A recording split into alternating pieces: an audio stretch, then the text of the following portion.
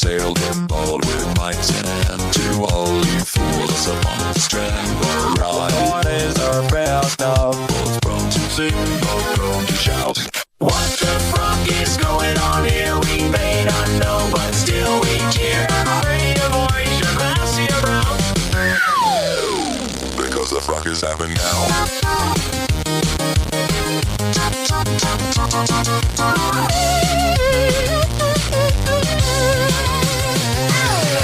The rabbi preaches with a grin. The driest flask is filled with sin. With sinners, he's the He's TikTok cleansing cancel moms and AI stealing all our jobs. The world's a joke, we're out of love, but we lose a share. Good morning, America. How are you? I'm Rabbi Dave, and the rumors of my demise were premature. And slightly exaggerated. Good morning, America. I'm Friar Rod, and I am here ready to have this FaceTime with Dave. I've missed him. Except that neither of us are actually here. It's the weird part of this whole thing, but we'll get there. Okay. How do you exaggerate my death? How I do mean, you? you're either dead or you're not, right? Well, I mean, it could be exaggerated. How you died, right? Yes. He died in glory and honor on the field of Troy. Speaking of glory and honor, I have often said, and I will continue to say, you will probably hear me say this until I die, in glory and honor on the fields of Troy, that I get along, generally speaking. Now, there are exceptions to the rule, but I get along better as a general rule with people who disagree with me than with people who agree with me. I don't know if it's a competition thing. I don't know if it's an ego thing. I don't know what it is, but it's always been the case. I just don't, I don't know. I just don't, people who seemingly are in lockstep with my beliefs, I just don't trust them, I guess, is what it comes down to. Which is why, were you to look at my X feed, you will notice that I do not follow a fellow by the name of Matt Walsh. Now, Matt Walsh is conservative. I guess that's one way to put it. He is. He's conservative. He's a Catholic, I believe.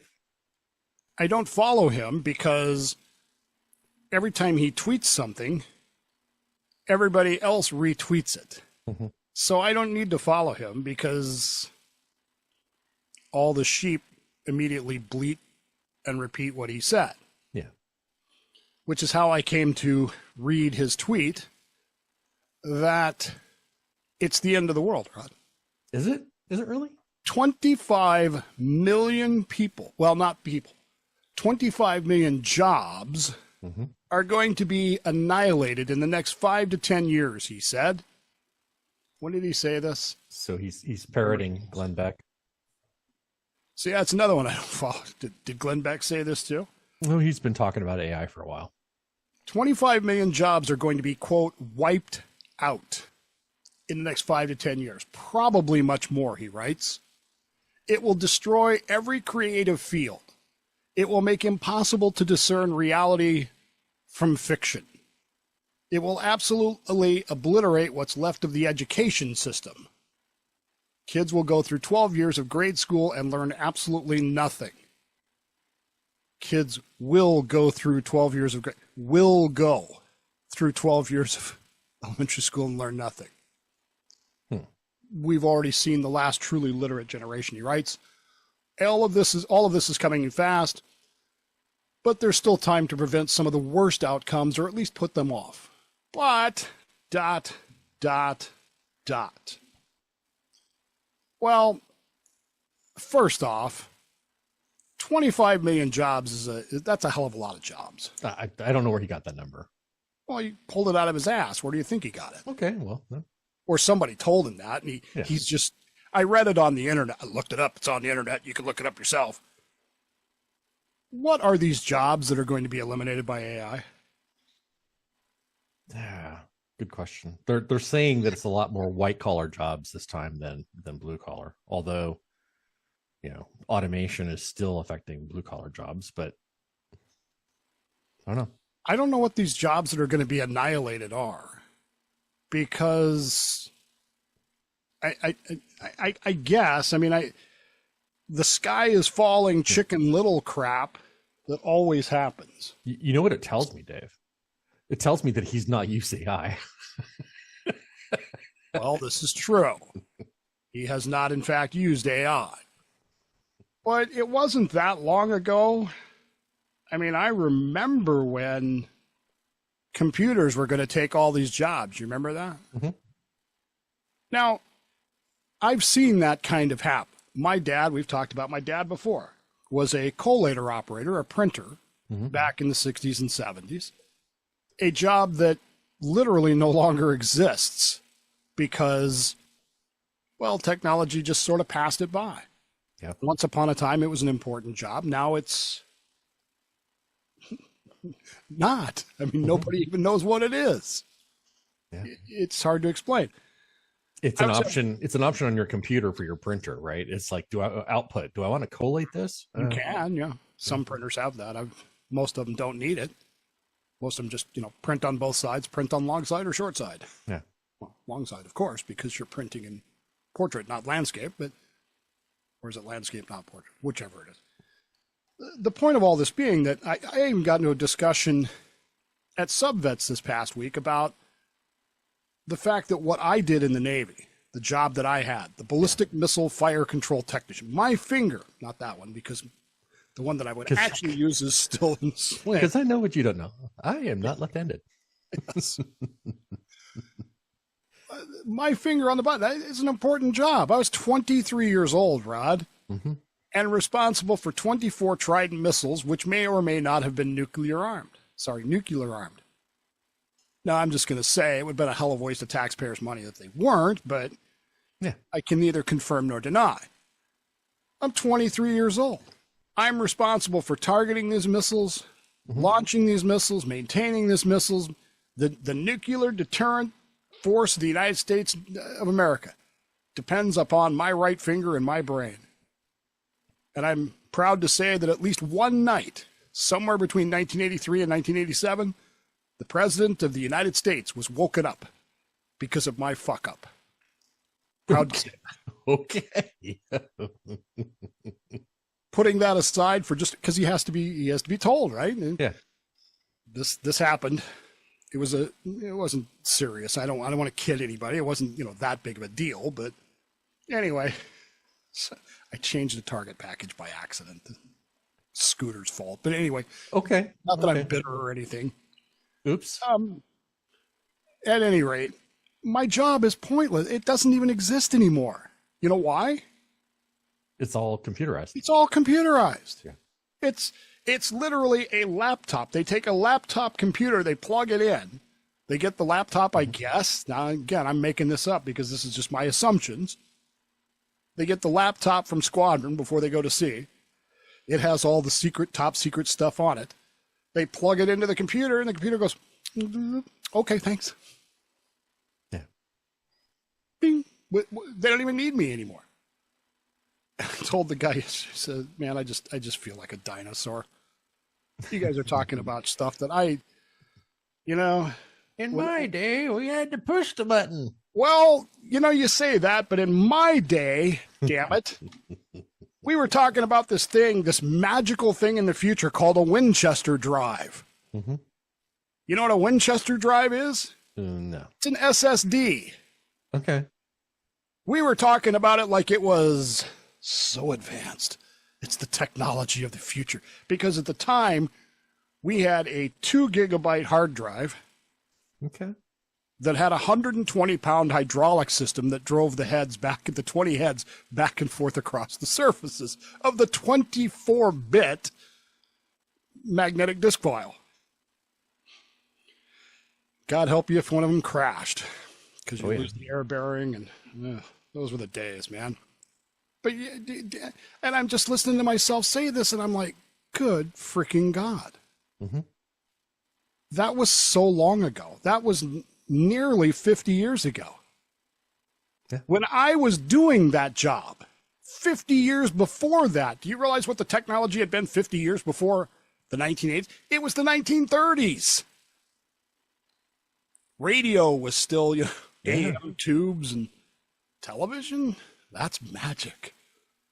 That's how much things changed and how fast they've changed. And people back then were bitching, well, computers are going to change everything. Yeah. How about airplanes? Airplanes are going to change everything. Mm-hmm. What happened to all those jobs on steamships and ocean liners? Well, those people had jobs, right? Those jobs went away because people decided that spending 7 days at sea, while it sounds romantic, yeah, it's the Atlantic Ocean. And the Atlantic Ocean is notoriously, well, it's not the Pacific. Let's put it that way. We can fly over this in a few hours, or we could spend 7 days tossing around like a cork on it.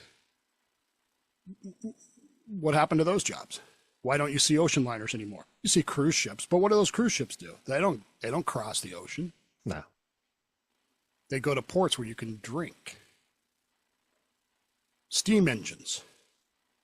And none of us here are old enough to remember when steam engines came around, but no. Steam engines were first demonstrated in the 1780s. In fact, it's a historical fact that the Constitutional Convention in 1787 took a day break to go see a steam engine demonstrated. Ooh, isn't that cool? And then they came back and said we should come up with something here for patents and trademarks and encourage science. Mm-hmm. It's all in the Constitution. Well, how many jobs did the steam engines do away with? Trains. Okay. Yeah. The Iron Horse. Look at all the jobs that took away. Yeah. Telegraphs. My great-grandfather. Yes, I know. It means I'm old. My great-grandfather was a Pony Express rider for about a week because that's how long it lasted. Because they went, we can run these horses all across the country and get them shot at by the engines and use up a bunch of horses, or we can go instantaneously. Yeah. So he lost his job as a Pony Express rider. Okay. Think about the printing press. All those monks out of work. All those monks, all those friars that used to do all those scribes that used to do all that. Yeah. Gone. Now it's just typewriters, Dave. Where are typewriters nowadays? Well, I get it. Typewriters have gone the way of the dodo too, but since I participated in that one, I'm a little less for those of you not old enough to know, typewriters sucked, man. They just did. They did. But they had classes in school. I had to take a typing class. I know. And but then you had the typewriter itself was, you had to put the paper in. If you didn't get the paper lined up right, and if you made a mistake, you had to, and some typewriters had the erase thing and some didn't. No, we had the little sheets of white stuff that you had to back up and then do the same letter over it. Yeah, that was fun. And then came along Whiteout. Remember Whiteout? Yeah. Now, how many of you know the history of Whiteout? Whiteout put some people out of a job. At the same time, it made somebody incredibly rich. You know who that someone was? It was the mother of one of the monkeys, right? Mother of Michael Naismith, one of the monkeys. Yeah. Independently wealthy he was, so he had time to pretend to play music because the monkeys, they just pretended. Because his mother had made all this money on your mistakes. Typing. Typewriters. Not to mention you could get high from sniffing that stuff too. Oh, God. Don't even get me started on it. Typewriters. Those went away. I remember when I bought my first word processor, my first electronic typewriter. It wasn't a typewriter. It was a printer that you typed on. That was kind of cool. You go back even further than that. What happened when Columbus sailed to the New World? Look at all the jobs that changed there. Yeah. So when Matt Walsh says this, 25 million jobs will be lost. Is it even reasonable to assume that there's anything in his argument? If it's over a period of time, maybe. but it's not like it's sensationalistic to say, oh, they're going to be lost. Well, maybe over a course of 10 years or something like that, when things change. But what he doesn't say is, he says lost, as in somehow or another, these 25 million jobs are just going to go like that, like a collator operator, like a fire control technician, ballistic missile. But you know what? Something else came along. There's computer repair technicians. And there are missile technicians. Apparently, monkeys can use computers because they just let the missile techs now do what FTPs used to do. Sorry, most of you aren't going to see the humor in that, but trust me, for those of us that are FTBs, we get the humor in that. But the replacements, I mean, when the steam engine and the train came along, it changed the functionality, and people had to learn how to do those things. My great-grandfather had to learn to do something else. So he became a cavalry trooper in the Civil War instead of a Pony Express rider. See, there's always something else to do. Yeah, of course, I wasn't that much better, I guess, in the big scheme of things, but then he became a farmer. This idea that 25 million jobs are just going to vanish, gone. Matt Walsh never even intimates that they're going to be replaced with something else, that something else is going to need to be done. Yeah.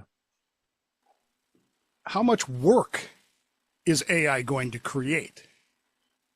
There will be new industries. There will be changes to current industries. In my opinion, it's augmenting jobs, but it's not even doing that well at the moment. Some places are going gangbusters with it, but I don't know. The more I use AI, the more I'm like, okay, I've heard of people in the business relate it to it's basically doing the job of interns, because you have to check what it does. Yeah. You can't just let it go off on its own. Although many people have tried. Yeah. And been embarrassed by the results of that. This idea that he comes up with, that these jobs are just going to disappear, it doesn't mean that those jobs, even the jobs that do exist now that might be impacted by this, are going to change anyway. There's a part of me that wonders, Rod, AI has become this magic term, right? Yeah. For progress. We have replaced the fear of progress with the fear of AI. This is going to happen. It's going to move forward. It was going to happen even if he called it something else. Yeah. Well, I mean, the big fear would be super intelligent AI, right? But we can't even power the AI that we have today. And the AI that we have today isn't all that great. It's okay. It helps, but it is by no means perfect. Does it do anything that we didn't do for ourselves, but now just faster? I think it just does stuff faster. It's great at correlating. It's great at absorbing a large amount of data and then being able to summarize things like that Quickly. quickly. Because we've always been able to do that. It just took time. Yeah. Right? Yeah. I gave an AI 3 different technical manuals for a piece of software that I was running that I didn't have time to read. And I said, I want to be able to do this. How do I do it? And from those 3 manuals, it pulled out exactly the steps I needed to do. But if AI didn't exist, you still could have done it. I could have done it. It would have just taken me longer. Time. Yeah. So this fear that we have of this is just strange to me. It's, I don't know. It seems to me that he's wrong. Not because, look, this was going to happen anyway, but because it's just Cassandrian whining to me. It's just attention whoring. Mm-hmm. Oh my God, 25 million jobs are going to, and then he goes on, and I didn't read the rest of his tweet on purpose because I wanted to wait. The ... part. Yeah.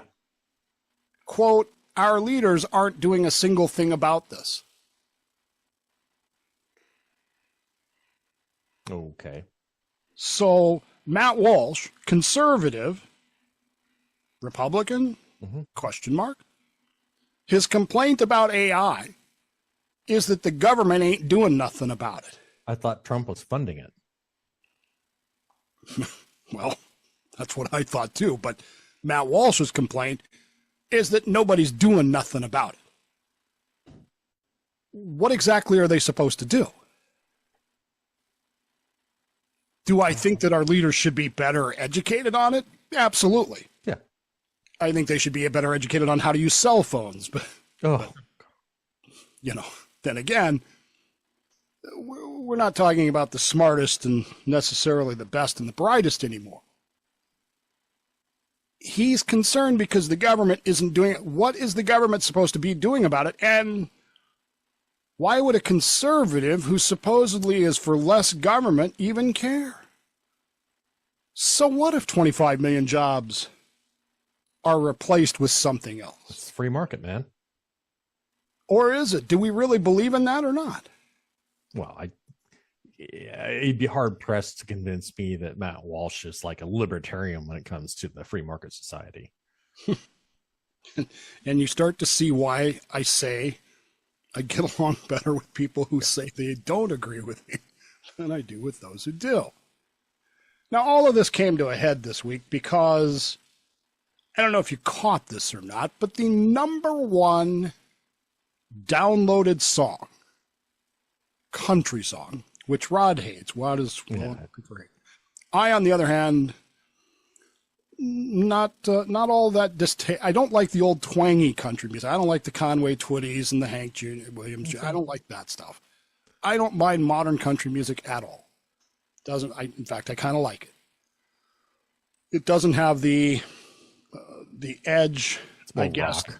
Yeah, it's more 70s rock to me. Is what it is. Then I can't get into what passes for pop music today. So yeah.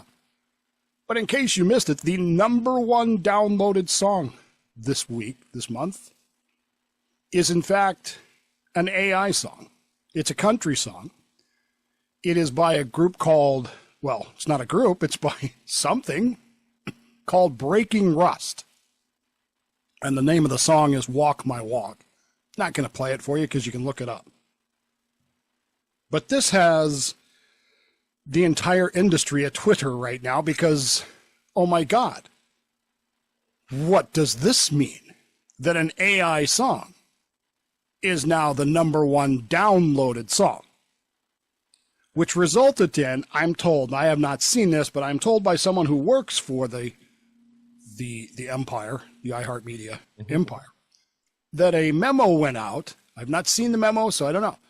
But I'm told that a memo went out that said that no AI anything will ever be played on our stations or is allowed to be used by our stations. So the only place you're going to hear this song is on Spotify, iTunes, YouTube. They're panicked about it, I guess, which struck me as odd because haven't we been talking for years about the fact that AI-generated voices are being used for news and voice tracking? Yeah. And now all of a sudden that the #1 song in the country is AI is causing panic. But here's the problem with this, Rod. So what? Now, I'll grant you, I'm on the other side of this argument. The argument goes that, as Matt Walsh put it, it's going to eliminate creativity. All the music you hear on this show is AI generated. Yeah. But all that means is that I programmed the system to come up with the music that we wanted, and I tweaked it, and I massaged it, and I downloaded it, and I ran it through processors, and I did all the mastering and the engineering on it. All the things, I wrote the lyrics for the most part. All that stuff I did, but it's AI generated. So what? Yeah. Does it change the content value of it at all? I don't think so. I think it actually opens up areas of exploration and creativity that would otherwise have been closed to us. There's no way we could have afforded to do this on a weekly basis. No. And yet the argument is it's going to destroy all creativity. And this is the argument my son makes to me, is that it's not real. Now, there are programs out there, and I've been playing with one recently. Grok has a new thing where you can, what do they call it? Imagine or animate photos. Yeah. And I started playing with it a couple weeks ago. I started playing with my sister, my baby sister, blessed memory, died a few years ago. Got a great picture of her. And I took it into this thing and I animated it. And it made my other sister cry. How is that a bad thing? But my son says that's not real.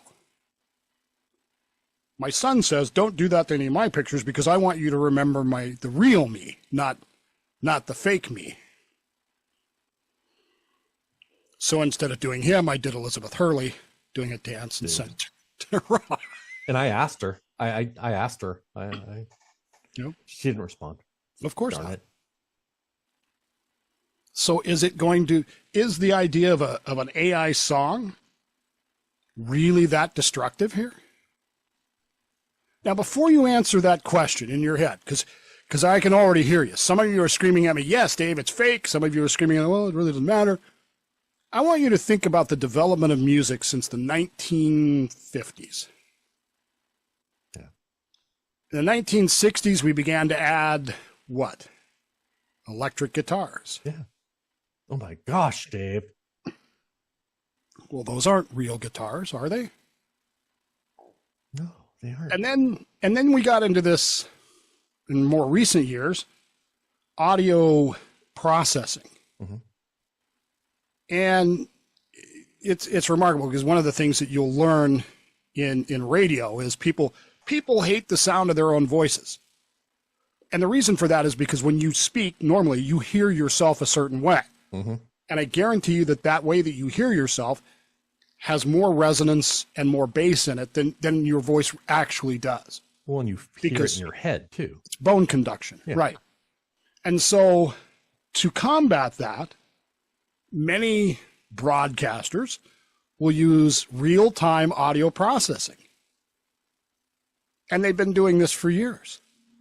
And they use some compression, and they use some dynamic stuff that makes subtle changes. And you can tell when the processors go out, if you're listening, and it happens on occasion. Been there, done that. We do a little bit. We don't do a lot of processing here, but we do some. Mm-hmm. Primarily what I do is what's known as compression, so that the overall levels are basically the same and you don't get a lot of extraneous noise. Mm-hmm. I've been doing that since the early 2000s when I was in a band.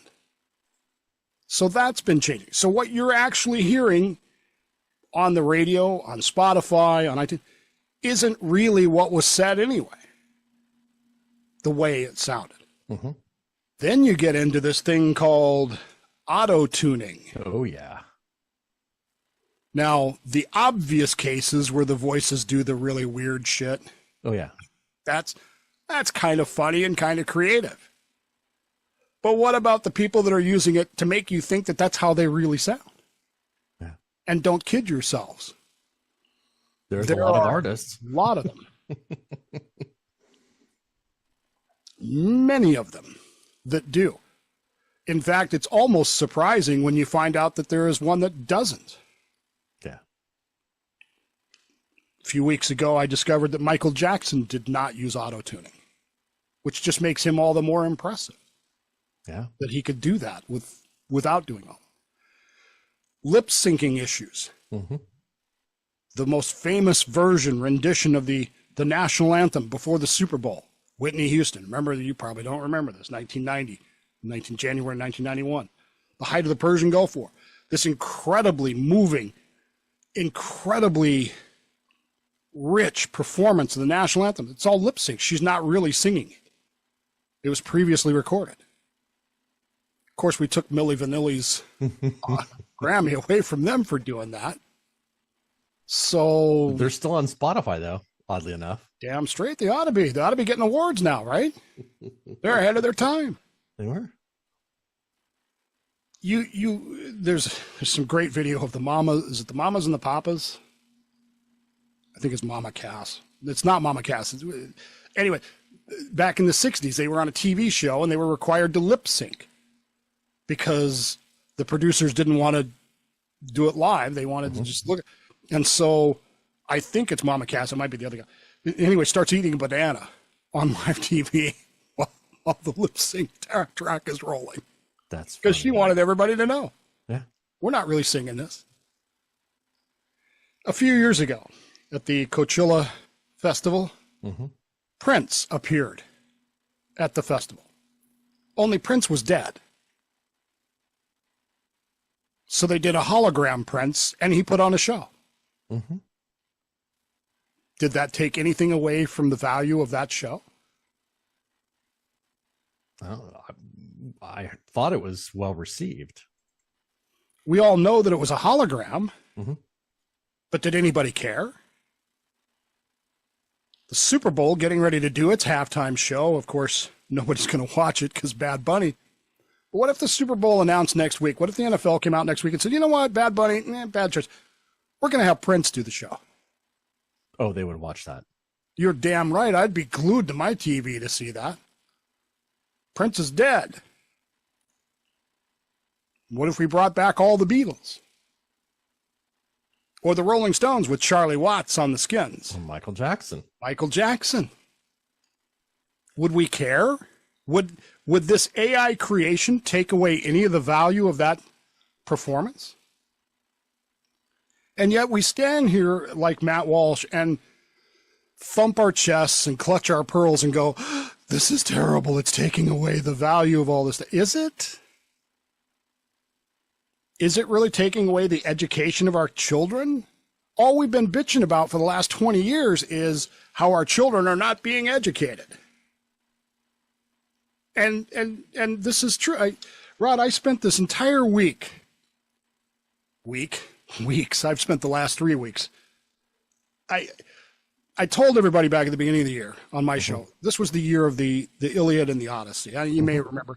And I haven't talked about it because it's for me. It's not, It's not for everybody. This is something I wanted to do for myself. So I finished them. And I thought, well, I might as well go on to the Aeneid because that's the natural conclusion of it. And so I started reading the Aeneid. Now, for those of you who are not familiar with this, you could use AI to summarize it for you. But the Aeneid is the story of the survivors of Troy. So the Greeks win the Trojan War, right? The Trojan horse rolls in, murder everybody. There were survivors led by Aeneas, who's a minor prince of Troy, and he escapes.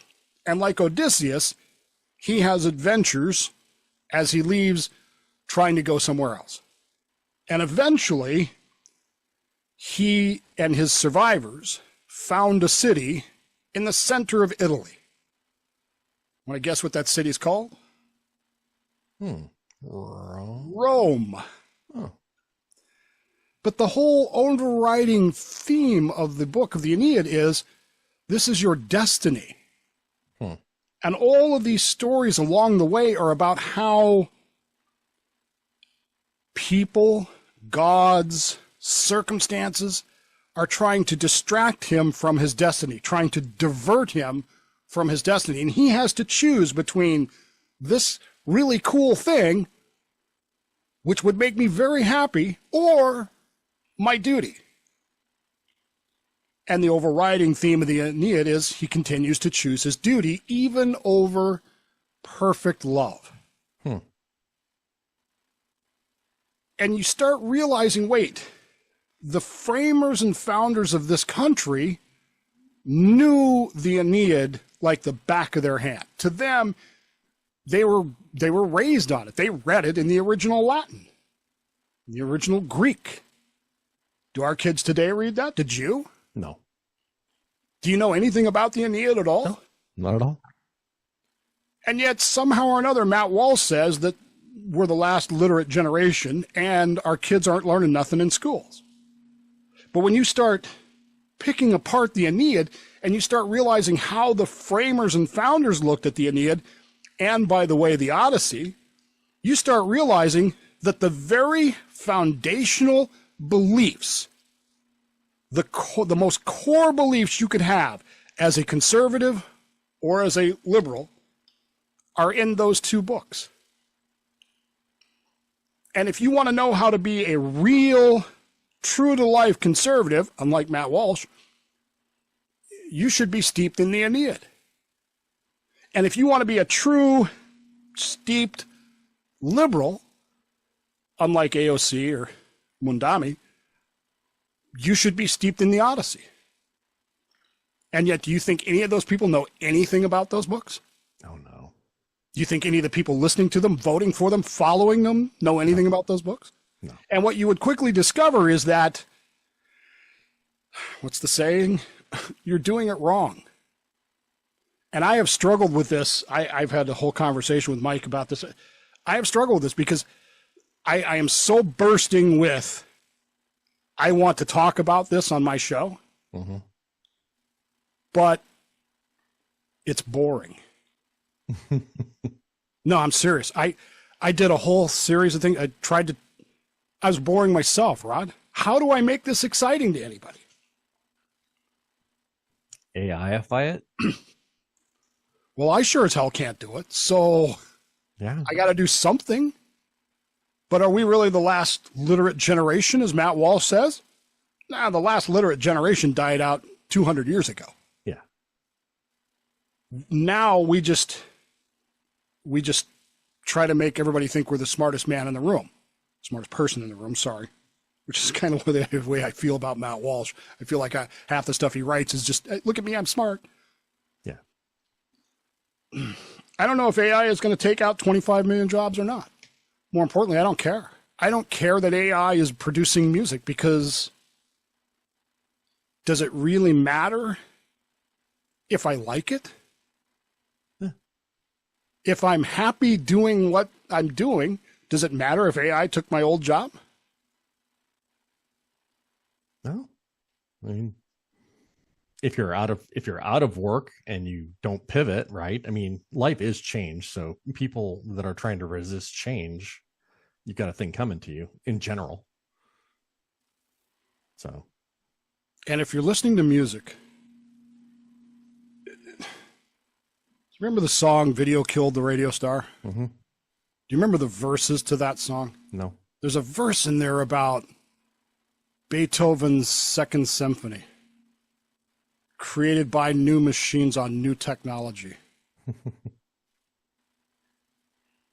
Does it matter if Beethoven is played on a MIDI computer or a violin? It's still Beethoven. Yeah.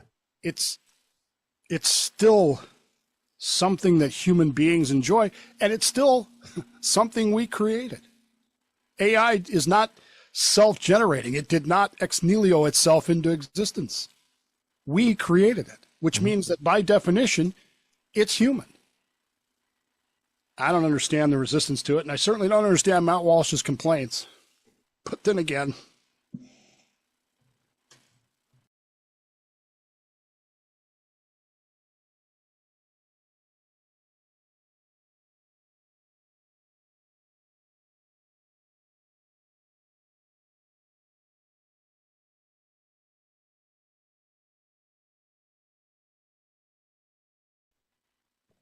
but otherwise, I'm okay. Okay. Welcome back. I'm Dave. I'm Rod. So, I guess we should talk about what's been going on, huh? Oh, yeah, I guess so. October 13th, I went in for the surgery. Yeah. And? I don't have a lot of memories about the surgery. I'm not sure. I was the first one that morning, which I like, so I had to be there really early. The pre-op staff was really good. Mm-hmm. They did something they don't normally do with the IV, and I hate IVs. She pre-warmed my hand. She wrapped my hand in a towel, a hot towel and stuff, which they'd never done before. And the IV went in smooth as a bell. That's nice. Yeah, it was. So they're rolling me back to the operating room.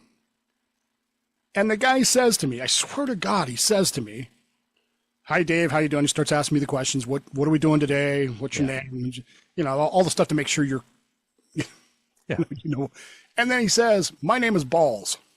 I started laughing. I said, your name is what? And he said it again, Balls. I'm like, there is no way in hell your name is Balls. And by then we were in the OR and people were talking to me and they were talking to him and they were moving me. And as I got onto the bed, the operating table, his name tag kind of flipped and his name was Bose. B-O-A-Z. But I kept hearing Balls. And I just thought it was the funniest thing I'd ever heard in my life. What I didn't realize at that point, Rod, was that this is the guy who's going to put the mask on my face, and he may not have been as amused about it as I was. And as he put the mask on my face... Oh, buddy, you're going to get a taste of balls. Oh, my God. I went into panic mode because there was nothing in that mask. And I thought, I'm sucking rubber here. And so I physically pushed the mask off my face. Really? Yeah. And I swear to God, that's the last thing I remember. Until I was standing on my front porch with my arm in a thing, and I was puking my guts out. Really? Yes. It was possibly the worst recovery experience I've ever had, because I don't really remember any of it. Yeah. But I do know that by the time I got home, I was sick. Don't know how long I was out there, but I thought that was the worst of it. As we joked earlier, I am not left-handed. It means that there are certain things that you use your right hand for that I am not able to do. Turned out those weren't quite as bad as I thought they would be. Yeah, okay. You adjust and things get done. What I did not realize, and look, it's not something that I tell you because I'm weird or anything. It's just that I have a tad bit more hair on my chest and back than the average person does. Okay? Okay, Wookie. Not quite Wookie, but not, And they had shaved my shoulder and my armpit, which, by the way, itches like freaking mad. Yeah, he's been itching it this whole time. And I thought, okay, that's great. And then a week after the surgery, I went back for have them take out the staples, but they got to take this tape off, this vinyl tape. Oh, that's the worst. And they had not shaved the backside of my shoulder. And I'm here to tell you that my wife laughing at me didn't help any, but that fucking hurt. It's like that scene from the 40-Year-Old Virgin where he goes in for his chest wax. Good freaking God. He wouldn't even show me the tape after he got it off because it was that bad. And at any rate, he says, normally I'd tell you that me removing the staples is going to sting a little bit, but you probably won't notice. And he was right. I did not. So from that point forward, it's just been, they don't want me, because of what they did. The rotator cuff, by the way, was completely torn. The bicep tendon, blah, blah, blah, blah, is broken. So they had to remount my bicep tendon, which essentially means that they re-anchored it somehow or another, lower on the bone, lower on the... With some screws. Yeah, I guess. Yeah, some kind of anchor thing, they called it. But they don't want me using it. And what that means is they don't want me straightening my arm out at all for 5 weeks. Now, look, I can sit here and tell you that I've been the perfect patient, because I have not been. But there is no comfortable position at all. Nothing. My shoulder feels like it's not sharp pain. I mean, it's not like somebody pounding on me with a chisel or something, but there's a lot of dull ache pain, the kind of pain that's like, you know, a muscle feels when you pulled it or you need to massage it or something like that. And it's constant. It's pretty good, but I've gotten through it, and I got, what is today? Today is 17th. Yeah. So I think I have 3 more days before my appointment where they're going to say, okay, 5 weeks is done and you can stop wearing this stupid sling. I'm looking forward to that because I can't drive with the sling on. And I know what you're saying is you should be able to drive. I mean, automatic transmissions. You don't realize how much you use your right arm. Yeah. I mean, your right arm is what puts the car into drive. Mm-hmm. Forget shifting gears in like a standard transmission. Just that motion going from park to drive is impossible. I found that I couldn't even put on the emergency brake. You heard the parking brake. Yeah. The super. And if that wasn't bad enough, putting on the seatbelt rod. And so for 5 weeks now, I have been unable to drive, which means that I have to ride my wife, whom you love dearly, whom I love with all of my heart. But there's a reason why I was throwing up on the porch after riding home with her. Weren't you sending some I think I'm gonna die messages to us or something like that when I don't know what you're talking about. I have no clue what you're talking about. My wife is the worst driver in the world. So I'm anxiously looking forward to Tuesday when they will tell me, yes, you're done with your 5 weeks. You can straighten your arm out and now you can drive. And at that point, I will say to myself, thank God I can drive. And at that point, I will start sending texts to people saying, see this, I'm doing this, I'm doing this, I'm doing this. I can go get Christmas cakes, which I actually have some of now. I was going to say. Because you sent us a picture of an entire... rode with her to the grocery store. But none of that will matter to Rod because he will not be here. I'm not. Yeah, I am going to be in the great state of Hawaii. So it's our family vacation. Well, there you go. So, try not to be too excited about it, okay? Where are you going? We're going to Oahu. Oahu. Yeah, we have a timeshare there. So it's the non-tourist side of the island. So it's nice and quiet and private beach.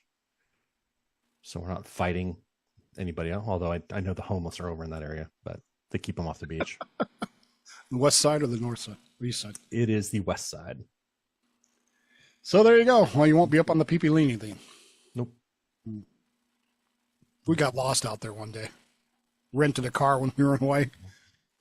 Got lost out on the west. Used to be some facilities out there that were kind of, they weren't top secret. Everybody knew they were there, but they weren't, general access. And somehow or another, we got past a gate somewhere. And next thing we knew, we were being invited to follow the MPs out. You guys don't need to be in here. So there you go. So anyway, Rod will be gone.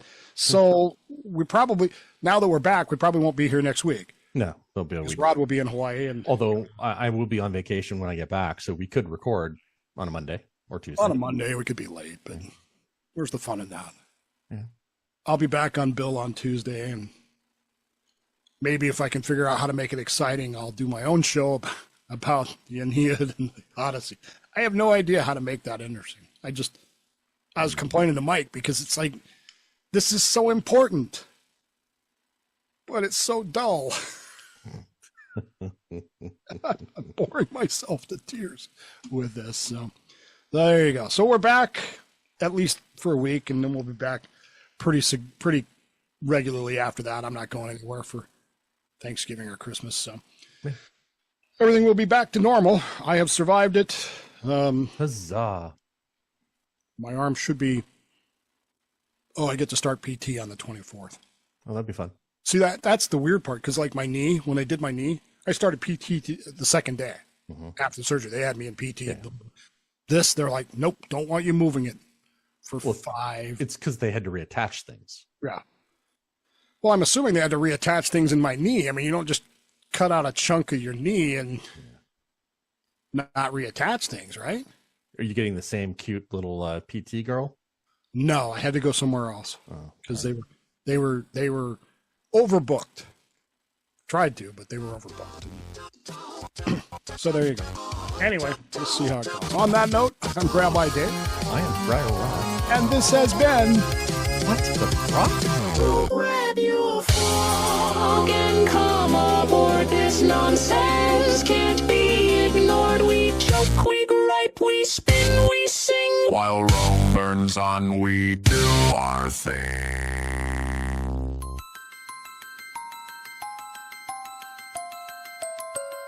What the frock is going on here? We may not know, but still we cheer. Raise your voice, your glass, your glass. Because the frock is happening.